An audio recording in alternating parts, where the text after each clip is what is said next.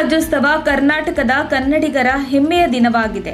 ರಾಜ್ಯ ಸರ್ಕಾರದ ಕೋಟಿ ಕಂಠ ಗಾಯನ ಎನ್ನುವ ವಿಶಿಷ್ಟ ಕಾರ್ಯಕ್ರಮವು ಕನ್ನಡಿಗರ ಗಮನ ಸೆಳೆದಿದೆ ಎಂದು ಕೊರಟಗೆರೆ ತಹಶೀಲ್ದಾರ್ ನಹಿದಾ ಚಮಚಂ ಹೇಳಿದ್ದಾರೆ.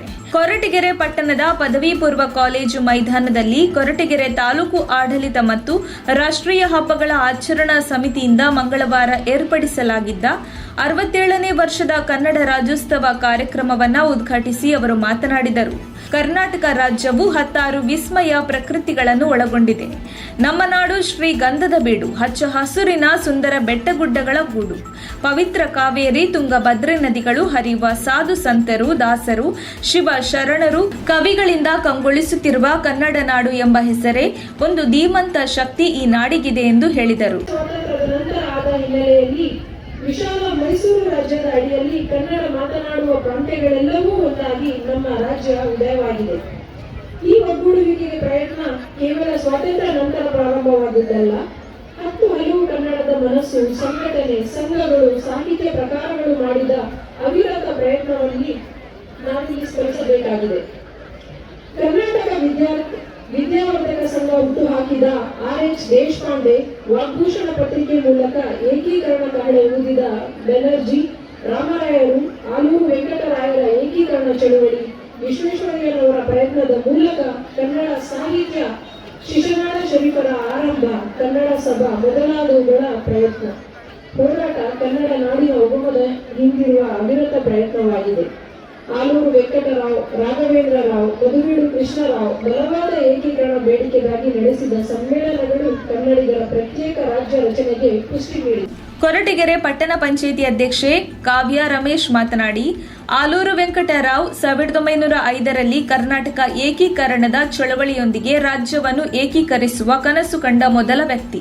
1950ರಲ್ಲಿ ಭಾರತ ದೇಶವು ಗಣರಾಜ್ಯವಾದ ನಂತರ ನಿರ್ದಿಷ್ಟ ಪ್ರದೇಶದಲ್ಲಿ ಮಾತನಾಡುವ ಭಾಷೆಯ ಆಧಾರದ ಮೇಲೆ ದೇಶದಲ್ಲಿ ವಿವಿಧ ಪ್ರಾಂತ್ಯಗಳ ರಚನೆಯಾಗಿದೆ. ಈ ತರ್ಕಕ್ಕೆ ಅನುಗುಣವಾಗಿ 1973ರ ನವೆಂಬರ್ 1ರಂದು ಅಂದಿನ ಮುಖ್ಯಮಂತ್ರಿ ದೇವರಾಜ್ ಅರಸು ಕರ್ನಾಟಕ ಎಂದು ಬದಲಾವಣೆ ಮಾಡಿದ್ದಾರೆ ಎಂದು ತಿಳಿಸಿದರು.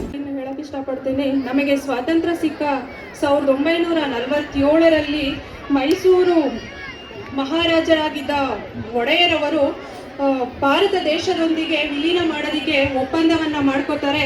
ಆಗ 1950ರಲ್ಲಿ ಭಾರತ ಒಂದು ಮೈಸೂರಿನ ರಾಜ್ಯವಾಗುತ್ತದೆ. ಆ ಒಂದು ದಿನ 1973ರಲ್ಲಿ ಮೈಸೂರು ರಾಜ್ಯ ಎಂದು ಘೋಷಣೆಯನ್ನ ಮಾಡ್ತಾರೆ, ಪುನರ್ ನಾಮಕರಣ ಮಾಡ್ತಾರೆ.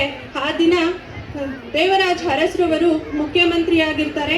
ಕೃಷಿ ಕ್ಷೇತ್ರದಿಂದ ಬರಗ ಗ್ರಾಮದ ರೈತ ದೊಡ್ಡಯ್ಯ, ಚಿಕ್ಕನಹಳ್ಳಿ ಶಿವಣ್ಣ, ಮಾಧ್ಯಮ ಕ್ಷೇತ್ರದಿಂದ ಸಿದ್ದರಾಜು ಕೆ, ನಾಗೇಂದ್ರ ಟಿಸಿ, ಸರ್ಕಾರಿ ನೌಕರ ಕ್ಷೇತ್ರದಿಂದ ಬುಕ್ಕಾಪಟ್ಟಣ ಕಾಂತರಾಜು, ಕನ್ನಡ ಪರ ಹೋರಾಟ ಕ್ಷೇತ್ರದಿಂದ ಪ್ರಸನ್ನ ಕುಮಾರ್, ಕಲೀಂ ಉಲ್ಲಾ, ಕ್ರೀಡಾ ಕ್ಷೇತ್ರದಿಂದ ವಿಜಯಲಕ್ಷ್ಮಿ, ರಾಮಚಂದ್ರ ಶರ್ಮಾ, ಸಾಹಿತ್ಯ ಕ್ಷೇತ್ರದಿಂದ ಮಧುಸೂದನ, ತಿಮ್ಮರಾಜು, ಸಮಾಜ ಸೇವೆಯಿಂದ ರಮೇಶ್, ರಂಗಭೂಮಿ ವೆಂಕಟಪ್ಪ, ಮಾವತ್ತೂರ್ ಜಯಶ್ರೀ, ರವಿಕುಮಾರ್, ನರೇಂದ್ರ ಅವರನ್ನು ಸನ್ಮಾನಿಸಲಾಯಿತು.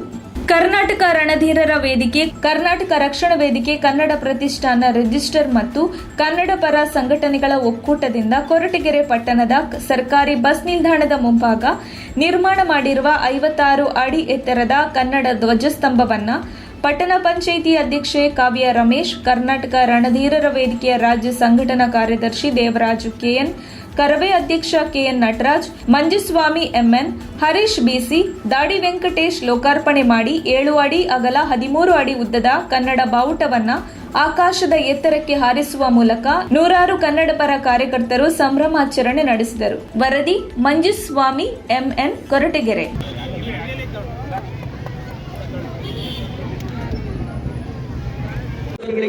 ಮತ್ತು ಎಲ್ಲ ಶಿಕ್ಷಕ ಬಳಗಕ್ಕೆ, ಅದೇ ರೀತಿ ನಮ್ಮ ತಾಲೂಕು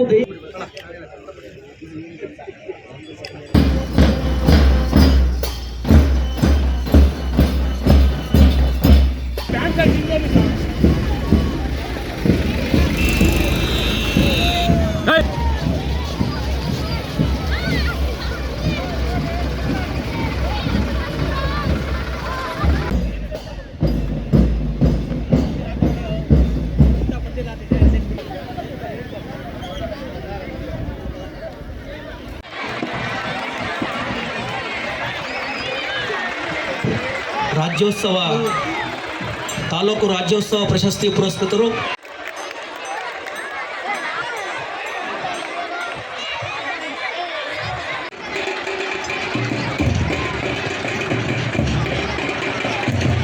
ಮುಂದಿನ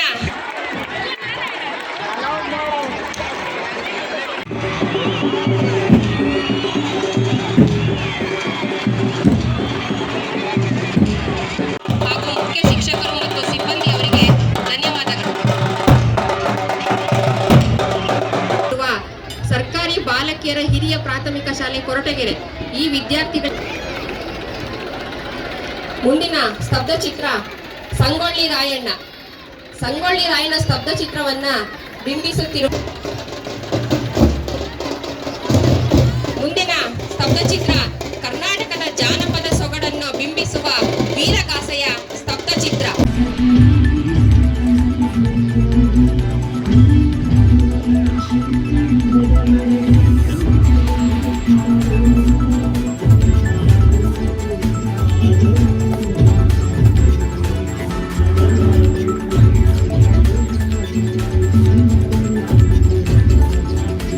Thank you.